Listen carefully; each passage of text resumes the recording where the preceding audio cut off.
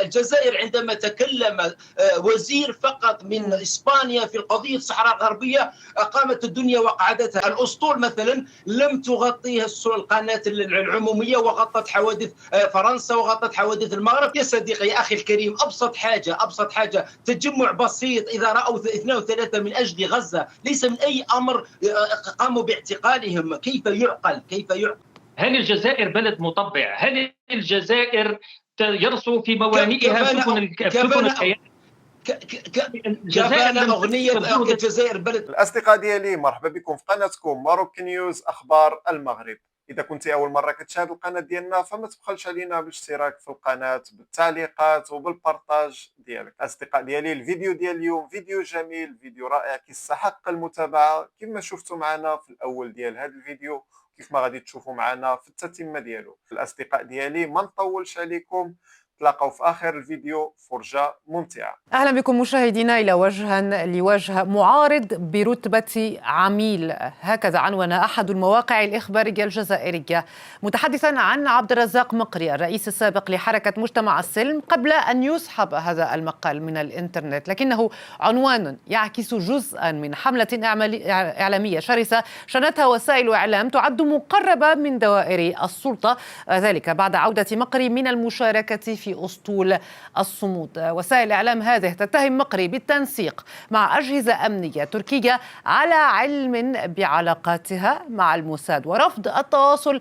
مع ممثلي السفارة الجزائرية في أنقرة وتواصله مع جهات أجنبية على حساب الحكومة الجزائرية. اتهامات رد عليها مقري بالنفي وبإعلانه مقاضاة وسائل الإعلام التي هاجمتها، لكن هذا الرد لا ينفي التساؤل: لماذا هذه الحملة؟ وما هي خلفياتها؟ وما هي أهدافها؟ أيضا أسئلة وغيرها سأطرحها على ضيفي. بداية السيد مصطفى بونيف الصحفي ينضم إلي من الجزائر العاصمة. سيد مصطفى بونيف، أهلا بك معنا. وأرحب أيضا على الجانب الآخر بالناشط الحقوقي والسياسي سيد صالح حجاب ينضم إلينا من بروكسل. سيد صالح حجاب، أهلا بك أيضا معنا.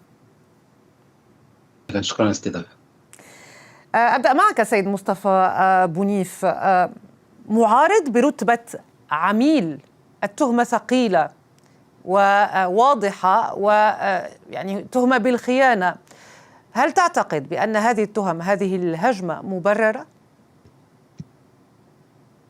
في البداية أسعد بلقائك، وأيضا أرحب بأخي حمزة وبكل متابعي قناة فرانس 24. تقصد سيد صالح حجاب؟ في البداية صالح حجاب، نعم، أخ صالح حجاب. نعم، تفضل. في البداية أود أن أنوه وأؤكد على أن الجزائر دائما وأبدا تقف إلى جانب نصرة القضية الفلسطينية، وما قام به مقري ومن معه من المناضلين في هذه الرحلة، رحلة الصمود، هو بدون شك عمل نضالي جبار يستحق التثمين، وهو أمر لا ينكره جزائري واحد. نحن نعلم. طيب، شخص تصفه بالمناضل وبأن هذا عمل يثمن وجبار، هل يستحق أن يوصف بالعميل، أن يتهم بالخيانة العظمى؟ لا، لابد أن هذا إضافة إلى أنه شخص يعني وسياسي لديه باع في السياسة الجزائرية أيضا. طبعا لا أحد ينكر ذلك، ولكن الوصف الخيانة لابد أن نفهمه جيدا. يعني لما نقول ردة سياسية ليست بالضرورة هي الردة المعروفة في المفهوم الديني. هناك دائما تعريف لغوية للمصطلح وأيضا تعريف اصطلاحية. فلما نقول أو لما يطلق وصف خائن ليس بالضرورة أن مقري خان وطنه أو خان بلده، ولكنه خان مبادئه التي طالما كان مقري يدافع عنها. لابد أن ننتبه بأن هذا الجدل قد ثار مباشرة بعد خروج مقري من المعتقل أو من الاحتجاز، وليس قبله. لأنه عن أي قيم؟ ما هي القيم التي حاد عنها مقري؟ ما هي القيم التي حاد عنها؟ هو بطل، ولكن الأمر اختلف تماما في نظر الكثير من المراقبين والكثير من الملاحظين لما شوهد مقري يكون هو أول المغادرين من الاعتقال والإحتجاز الإسرائيلي. طيب، يعني هذه المشكلة في نظرك. أذهب إلى السيد صالح حجاب للتعليق على ما قاله سيد مصطفى بونيف. هو يشيد بعبد الرزاق مقري على كل حال باعتباره مناضلا، لكن المشكلة وفق تعبيره هو الحياد عن القيم والمبادئ. صراحة أن بداية يعني الحمد لله أنه لم يطعن في مثلا في مشاركته في هذا الأسطول العالمي، والحمد لله أن هذا الأسطول لم تنظمه جهات يعني محسوبة على الإسلام السياسي، هم يعني أناس من شتى العالم يعني حركتهم إنسانيتهم وخرجوا من هذا يعني النضال أو النصرة العرقية الدينية، خرجوا إلى النصرة الإنسانية. أما يعني ما ذهب إليه صراحة أنا لا أفهمه جيدا، لأن هناك مواقع إعلام وأريد أن أقول له إن رأى ذلك حتى أيام يعني الأسطول عندما كان في البحر أو كان في اليونان، خرج مقالين من جريدة تسمى مستقلة الخبر ولكنها مربوطة من عرقوب الإشهار، وجريدة ثانية تسمى لوسوار دالجيري تسمى أيضا خاصة وهي مربوطة بعرقوب الإشهار، ويعني وتكتب ما يملى لها أو تكتب، وكانت تقريبا نفس المقال مترجم بلغتين. كان هناك بداية التهجم. أما التهجم الأخير بعدما رجع وصلنا إلى أن يعني نكيل المكاييل ونقول على الشخص، أو يعني صارت قضية الخيانة وكأنها يعني مزحة، وهذا أمر جلل وهذه سقطة إعلامية. لكنك تقول كلاما خطيرا سيد صالح حجاب، تقول كلاما خطيرا، تقول بأن هذه الصحف معلقة بعرقوب الإشهار وبأنها تخدم مصلحة معينة. ما دليلك على ذلك؟ لماذا تقول هذا الكلام؟ الدليل هو كل الجزائريين يعرفون أن في الجزائر هناك قنوات تسمى عمومية، وهي صارت قنوات السلطة، وهي القنوات التي لا تستدعي إلا جماعة السلطة ومن يشترون كلام السلطة. لم نرى لا حس حمروش لا بن بيتور لا كل السياسيين، ممنوعين كل المنع. من جهة أخرى هناك قنوات كانت حقا خاصة مثل راديو مثل قنوات قاضي إحسان الذي منع أو يعني لم يستطع أمس أو اليوم الذهاب إلى استلام يعني جائزة فقط لأن كان لديه حقا إعلام محايد، وهو طيب ليس لماذا؟ لا إسلامي ولا أي أمر. طيب لماذا تعتقد بأن وسائل الإعلام تقول بأنها محسوبة أو مقربة أو على أي حال على دوائر السلطة تقوم بمهاجمة مقري؟ لأننا نرى نحن هذه وسائل الإعلام. السؤال بسيط، أريد إضافة معلومة مهمة يجب أن يعرفها كل المشاهدين. هناك قناة مثل قناة النهار كان لديها بعدما سجن مسؤولها كان لديها مشاكل مالية، ودخلت وكالة تسمى وكالة الإشهار التي هي وكالة تابعة لوزارة الإعلام والتي هي تابعة إلى الرئيس، وقامت بشراء أكثر من 50%، وإذا صارت قناة عمومية بقبعة خاصة. هذه القناة هي الأولى التي استعملت ألفاظ الخيانة العظمى. لهذا نعم هناك اليوم الشعب الجزائري. ونقطة أخرى، عندما نقول أو الشعب كله يرى يعني توجهات القنوات، يرى أنه عندما تقوم القناة العمومية اسمحي فقط تقوم بتغطية موجهة، يرى نفس الشيء. الأسطول مثلا لم تغطيه القناة العمومية وغطت حوادث فرنسا وغطت حوادث المغرب. طيب حتى سنأتي على هذه النقطة بعد قليل، مسألة أسطول وربما حتى مسألة القضية الفلسطينية. لكن برأيك لماذا باختصار أرجوك، لماذا تمت مهاجمة مقري في هذه الوسائط الإعلامية تحديدا؟ أنا أظن أن هناك أمرين. الأمر الأول لأن السلطة هذه المرة غابت يعني بدعم حقيقي من خلاف بعض البيانات التي يقرأها يعني ممثلها في الأمم المتحدة أو الصورة التي رفعها وبكية. أمور أخرى لم نرى حقا دعما حقيقيا، ولم تشارك في الأسطول ولم تستقبل الأسطول. وعندما ترى منافس سياسي يدخل في يعني نقول قضية لكي لا أقول سجل تجاري، هذا يغضب أصحاب القرار ويغضبهم. لماذا؟ لأنه قد يأخذ شرعية في استحقاقات قادمة. يعني هي لأسباب سياسية، هذا ما تقوله. سيد مصطفى بونيف، أريد منك أن ترد على هذه النقطة. هل يزعج مقري السلطة لهذه الدرجة لتكون هذه الحملة ضده؟ لابد أن نتفق لابد أن نتفق بأن الدولة الجزائرية لم تدخر جهدا في نصرة القضية الفلسطينية، وبالذات فيما يحدث في غزة. الدولة الجزائرية قدمت أفضل وأثمن وأروع ما عندها من أجل غزة فقط.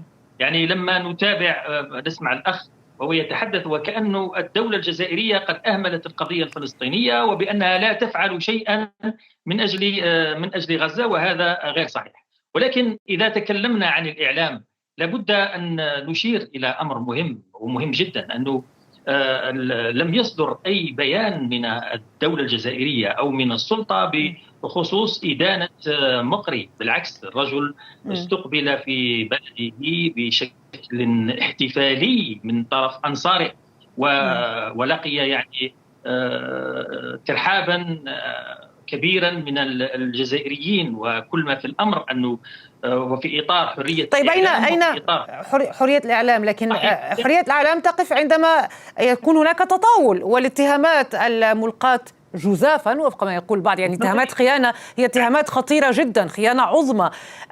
ألا يجب للسلطة مثلا مثل هيئة الاتصال السمعي والبصري أن تتدخل؟ هي قامت بمنشور ثم سحب على ما علمت. طيب نحن الآن نتكلم عن وسائل الإعلام التي تحدثت، هي وسائل إعلام خاصة ليست وسائل إعلام التابعة لها، ونحن في بلد فيه حرية صحافة وفيه حرية إعلام. سواء قناة النهار أو صحيفة الأسوار نزلوا بمقالات أو بمقالين في هذا الصدد. أمر عادي، هذا الشيء يحدث في كل بلد. حتى يعني احنا الجزائر تعرضت للكثير من الأخبار الكاذبة والكثير من الإشاعات في وسائل إعلام عالمية، ويعني لم يحدث شيء لتلك القنوات التي تسيء إلى الجزائر بالأخبار وبالإشاعات الكاذبة. يعني دائما الصحفي كما هو معروف لديه مصادره، صحفيين. لا يعني هناك فرق بين المصادر سيد مصطفى بنيف، هناك فرق بين المصادر وتوجيه اتهام لشخص ما. يعني هناك شيء يسمى إساءة، وهذا يقاضى عليه. هي الإساءة لو أن وسائل الإعلام وهما وسيلتان فقط، مش كل الجزائر. يعني موقعين أو 3 مواقع إلكترونية لا تمثل الصحافة الجزائرية، صحفيين طيب. وصلتهم معلومات من خلال مصادرهم، سواء من داخل مطار، ممكن من مطار اسطنبول، وصلتهم هذه المعلومات فقاموا بكتابة هذا المقال في إطار حرية صحافة. يعني راني أعطيتك أمثلة على أنه طيب. الجزائر تعرضت لإساءات من مختلف وسائل الإعلام العالمية، ولم نشاهد أي إجراءات. طيب يعني الفكرة واضحة. وفق ما أرى من إيماءاته يبدو أن السيد صالح حجاب غير موافق. يقول لك سيد مصطفى بنيف هي صحافة وصحافة حرة، صحافة خاصة، من حقها أن تقول ما يحلو لها. يا ليتنا لو كانت هناك حرية الرأي وحرية التعبير في الجزائر، لو كانت حتى القناة العمومية لكانت حقا عمومية، لقاموا باستقبال الوافدين الأوائل من هذا يعني الاعتقال التعسفي من الكيان، ولكي يدلوا بدلوهم أمام الجزائريين. أليست قناة عمومية؟ أليست قناة كل الجزائريين؟ يقولوا لي أن الجزائر لم تدخر شيئا. يا صديقي يا أخي الكريم، أبسط حاجة تجمع بسيط إذا رأوا 2 و3 من أجل غزة، ليس من أي أمر قاموا باعتقالهم. كيف يعقل ألا تستقبل الجزائر الأسطول؟ هل الجزائر بلد مطبع؟ هل الجزائر يرسو في موانئها سفن الكيان؟ كفانا أغنية الجزائر بلد. حتى يكون النقاش مسموعا بينكما، يعني أرجوكما لا تقاطعا بعضكما البعض، لكن فقط بالنسبة تقول هل الجزائر بلد مطبع، لكن هناك من يسأل سيد مصطفى بنيف لماذا لا تخرج أو لا يسمح بخروج مظاهرات مناصرة لغزة والقضية الفلسطينية في الجزائر مثلا؟ الجزائر التي ترفع شعار فلسطين مع فلسطين ظالمة ومظلومة، هل هو مجرد شعار بالتالي؟ الجزائر عمار بن جامع في مجلس الأمن وفي الأمم المتحدة يساوي آلاف المظاهرات. ما نضال الجزائر من أجل القضية الفلسطينية الأمم المتحدة لا تمارسه دول أخرى ولا تفعله دول أخرى. الذي ينكر دور الجزائر وفضل الجزائر في القضية الفلسطينية وفي نصرة غزة لازم تكون عنده أجندة، اكيد تكون عنده خلفية يعني معينة، والا ما يكونش هذا الانكار الذي نشاهده. رجعنا للتخوين. يعني هل الجزائر اساءت الى القضيه الفلسطينيه في شيء ما، يعني في مجلس الامن او في الامم المتحده؟ هل قبلت ومررت ما يضر بالقضيه الفلسطينيه وما يضر بغزه؟ بالعكس. سيد مصطفى بونيف، سيد مصطفى بونيف، نترك حق الرد للسيد صالح جاب. أنا أريد أن أقول لك أن تكلمنا على بيانين أو الصورة التي أخذها السيد بن جامع. هذا أمر بسيط جدا لدولة تسمى الجزائر، دولة قامت بأمور عدة في الماضي، دولة كان لديها مواقف، دولة هي اليوم غائبة كل الغياب من كل المفاوضات. كيف لدولة صغيرة مثل قطر أن تكون هي الرائدة في المفاوضات لفلسطين؟ يا صديقي الكريم، لا يجب أن نغطي الشمس بالغربال، ولا يجب أن نتكلم نحن مع الجزائر، الشعب الجزائري مع الشعب الفلسطيني، ولكن كهبة من السلطة الجزائرية غائبة. الجزائر عندما تكلم وزير فقط من إسبانيا في قضية الصحراء الغربية قامت الدنيا وقعدتها. نفس الجزائر تستقبل ترامب وتقوم بعلاقات مع ترامب ومع الهند التي تبيع السلاح إلى الإسرائيليين، مع إيطاليا تؤخذ إيطاليا بالحضن. واليوم الكل رأى في الإنترنت أنه هذه مواضيع أخرى. دعنا نعود إلى صلب الموضوع سيد صالح حجاب. بالتالي النقطة هنا قلت بأنه عندما أشار إلى أجندات خارجية قلت منطق التخوين يعود من جديد، ربما هذا صلب هذه الحلقة. لماذا تعتبر أن هناك منطقا للتخوين وكأن الأمر ممنهج؟ أعتبر أنها لا. عندما تكلمت وقلت يعني ما قدمته للأسف الجزائر في هذه الحقبة هو أمر قليل مقارنة بالجزائر المعهودة، الجزائر المعروفة. هذا ما قلته. هو مباشرة قال من يقلل من مساندة الجزائر لفلسطين هو لديه أجندة. يا أخي نحن نتكلم، قلنا أضعف الإيمان أن هناك أمور بسيطة، أمور قضية. رأينا الجزائر من قبل كانت ترسل مساعدات لدول أخرى، رأينا أمور عدة. لا نأتي ونقول نحن للأسف لم تفتح لنا الحدود، وهذا ما تقوم به الجزائر. لا تتأسف، الجزائر تقوم بأعمال، وأقول له حتى رفع القضية رفعتها. يعني مواقف السفير الجزائري في الأمم المتحدة السيد بن جامع لا تكفي بالنسبة لك؟ هو تقريبا الوحيد الذي يتكلم بهذه الطريقة حتى من بين الدول العربية. لا هي أمر بسيط. أقول أنه هو أمر بسيط لدولة مثل الجزائر. حتى القضية التي رفعتها جنوب إفريقيا، لأن الجزائر لا تعترف بهذه المحكمة وقامت فقط بالمساندة. الجزائر قوتها ومكانتها وتاريخها المجيد يعني يحث أن من المفروض الأسطول ينطلق من الجزائر والجزائر تغطيه. كيف يحجب تغطية أسطول في الإعلام الذي يسمى يعني طيب هذه نقطة مهمة. سيد مصطفى بونيف، كيف تشرح هذه المسألة؟ كيف لا تتم التغطية الإعلامية لأسطول الصمود؟ كيف لا يتم الاحتفاء يعني حتى بالسيد عبد الرزاق مقري كمناضل كما وصفته في البداية، هذا وفق وصفك، عندما يعود إلى الجزائر حتى احتفاء رسمي بدل أن يتهم أو تترك وسائل الإعلام تتهمه بالخيانة العظمى والعمالة للموساد وتركيا وإلى ما غير ذلك؟ خليني في البداية، يعني هل مطلوب من الجزائر أنها تقطع علاقتها بكل العالم من أجل أنها تقف مع غزة؟ وإلى ما كان الأخ يكلمنا من بريكسل وكأنه بريكسل هذه تصدر السلاح للمقاومة. يعني لابد أن لا ندخل في الشخصنة، أرجوك لا نشخصن. دخلنا للشخصنة. فقط أجبني عن سؤالي سيد مصطفى بونيف. لماذا لم يحظى عبد الرزاق مقري باحتفاء شعبي بقيمة نضاله كما وصفته أنت، بدل أن... عفوا أستاذ، الجزائر عندها علاقات مع كل دول العالم، علاقات اقتصادية، علاقات دبلوماسية، والجزائر تعمل أولا هي دولة تعمل من أجل مصالحها، ولكن من أجل القضية الفلسطينية هي لا تقصر. يعني بدليل أن حتى في رئيس الجمهورية عبد المجيد تبون في حملته الانتخابية لو نتذكر يعني قال كلمة جريئة في أنه طالب من مصر أن تفتح الحدود حتى تتمكن الجزائر من تمرير المساعدات إلى غزة، وهذا كلام مهم ومثير جدا لما ياتي من مرشح للرئاسه اصبح رئيسا. الرجل لم يقصر، سواء الرئيس عبد المجيد تبون او يعني انت تكلمت عن الانتخابات الرئاسيه، وربما هنا بيت القصيد، ربما سيد مصطفى بونيف، ربما هنا بيت القصيد وبيت التساؤل، هنا بيت القصيد وبيت التساؤل. عندما تقول بانه في حملته الانتخابيه السابقه السيد عبد المجيد تبون قال او طلب من مصر أن تفتح حدودها حتى تتمكن الجزائر من التدخل، هناك من يعتبر أن هذا يبقى في صيغة الكلام فقط، لكن في المقابل مرشح محتمل للانتخابات أكمل الفكرة، أكمل السؤال. في المقابل مرشح محتمل للانتخابات الرئاسية في الجزائر وهو عبد الرزاق مقري قام بفعل نضالي، وهو الركوب أو كونه في أسطول الصمود، وهذا طبعا قد يشكل منافسا قويا بالنسبة لتبون. ما رأيك في هذا التحليل؟ ما رأيك في هذا التساؤل؟ لا أظن بأنها مقارنة صحيحة يعني.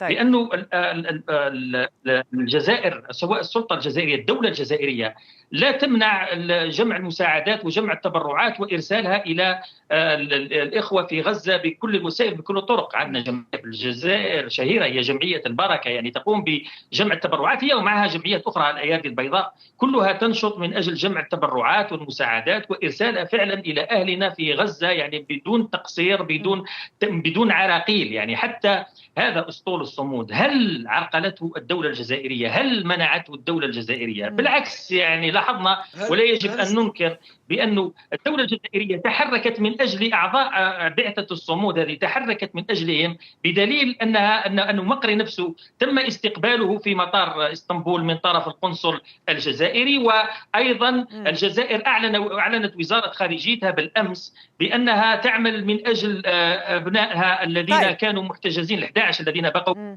عملت من أجلهم واستقبلوهم في الأردن. يريد الرد السيد صالح حجاب، يريد الرد السيد صالح حجاب. ننكر أن الدولة الجزائرية لم تحارب قافلة الصمود ولم تمنع الرد. نعطي الكلمة للسيد صالح حجاب. يا أخي الكريم، أنت الآن أكدت أن هناك أمور كانت من الشعب، قضية التبرعات أو الدعم الذي هو يعني فرض وواجب هو من الشعب، والمشاركة كانت من الشعب. لماذا لم يخرج بيان يوم تم التوقيف حسب الدستور الجزائري المادة 29 الذي تقول الدولة الجزائرية تدافع عن أبنائها أينما كانوا؟ لماذا لم تتحرك المحكمة الدستورية لتحاسب السلطة عن التنديد بتوقيفهم؟ وأريد أن أعطيكم معلومة وصلتني يعني اليوم فقط. مقري عندما وصل إلى المطار في الجزائر قاموا بسؤاله واستجوابه، وطرح عليه من بين ما سئل السؤالين. السؤال الأول: هل تنوي العودة إلى رئاسة حركة حمص؟ والسؤال الثاني: هل تنوي الترشح للرئاسيات؟ يا ناس القضية واضحة، كفانا تغطية الشمس بالغربال. للأسف نحن يعني صراحة هو تقريبا مقري يعيش ما عاشه والعمارة. طبعا هذا الكلام الذي تقوله أنت تقول بأنه وفق مصادر نقلته لك، لكن هو يبقى على مسؤوليتك، ليس هناك تأكيد. تفضل بالمواصلة. نعم، لهذا أقول الأخ الكريم، الجزائر كانت عليها أن ينطلق، أو على الأقل تكون هناك محطة في الجزائر مثلما كانت محطة في تونس وفي إيطاليا وفي يعني ودول أخرى. الجزائر كانت تستطيع وكانت تحشد، يعني مثلما قامت السلطة مؤخرا في قضية يعني السوق إفريقية، يعني أغلقت كل شيء ووقفت البرلمان ووقفت الدراسة من أجلي، ولكن هذا الموضوع غابت كل الغياب. الصحافة التي تقول عنها مستقلة لم تكتب كلمة، ليس سطر، كلها كلمة واحدة لم تتكلم، وكأنه لا يوجد لا أسطول ولا هناك أمور عدة. لا أريد الخروج عن الحصة، هناك مواضيع يعني شغلت الجزائريين وتكلم عليها العالم وأجمع، والقنوات السلطة المسمات زورا عمومية وقنوات المسمات زورا خاصة لم تكتب ربع حرف. لهذا كفانا يعني أن نقول أن هناك يعني دعم حقيقي وهناك يعني إعلام حقيقي. الأمر ليس هذا، ونتمنى ذلك بالمستقبل. الفكرة واضحة. سيد مصطفى بونيف، تعليق؟ لا، هي المحطات بالنسبة لاختيار المحطات التي وقفت عندها قافلة الصمود هي اختيار المنظمات التي قامت بهذا الأمر، ولم تستشر على حد علمي الجزائر في هذا الموضوع. والذين ذهبوا إلى قافلة الصمود ذهبوا في أريحية تامة، ولم يعني شاركوا دون أي يعني تدخل من الدولة الجزائرية، لأن هذه مبادرة لمنظمات دولية ولجمعيات ولشخصيات يعني دولية خلاصة هي القول التي سيد بادرت إلى مصطفى هذا. بنيف، خلاصة القول، لا ترى بأن هناك أي استهداف، لا تعتبر بأن هناك أي استهداف لعبد الرزاق مقري، تعتبر أنها مجرد حرية تعبير من إذا قبل كان الصحافة؟ رجعنا إلى موضوع لا رجعنا إلى بعشر ثواني. رجعنا الى موضوع عبد الرزاق مقري هو الذي بادر الى الهجوم على الدوله. اول ما غادر من تونس قال والله خلينا لكم البحر هذا للحراقه وراني رايح من تونس، يعني هذه كانت الاولى من عنده. وايضا لما كان هو في عرض البحر كان ابنه صلاح الدين مقري لم يقصر حقيقه في انتقاد السلطه وتقديم خطاب ظلامي، خطاب تيئيسي. طيب ما الذي نفهمه من كلامك؟ يعني هو انتقد او ابنه انتقد، فبالتالي السلطه كلفت جهات من اجل الرد، من اجل الهجوم؟ ابدا لم تفعل ذلك السلطه. طيب يعني لا، لانه كلامك يحتمل هذا التاويل صراحه سيد مصطفى بنيف. طيب هو موضوع مقري أثير في الجزائر مباشرة بعد الإفراج عنه.